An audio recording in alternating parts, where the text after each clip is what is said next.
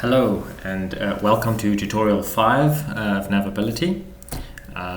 This is on the marine example where we've uploaded some data and you're going to learn how to interact with the system and larger data files.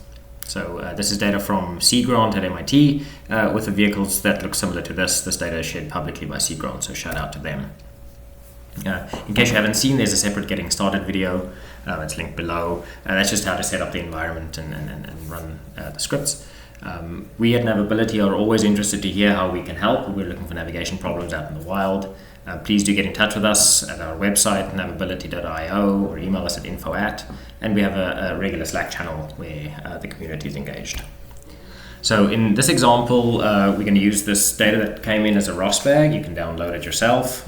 We uploaded it via the NavAbility SDK as though a user, examples at NavAbility.io user in this case. The example itself demonstrates GPS denied navigation, and it sort of links out to some of the factors and how that works.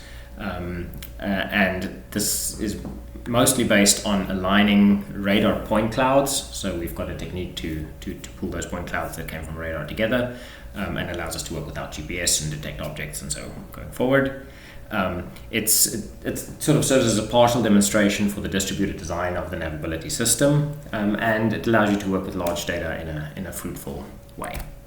So just images are basically the best thing to show the tutorial. So imagine two radar sweeps consecutively, the white and the green here from two different time points.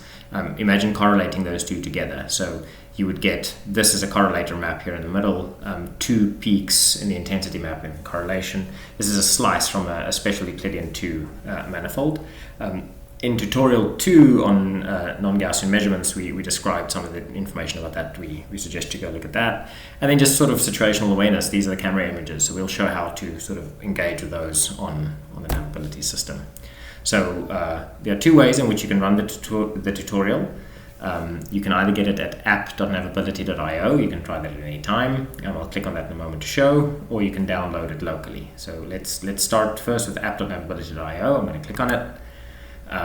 Here in the hamburger menu on tutorials, you will find, it's actually not uploaded right now, but it'll be uploaded soon. You'll see a fifth one, which is the marine example.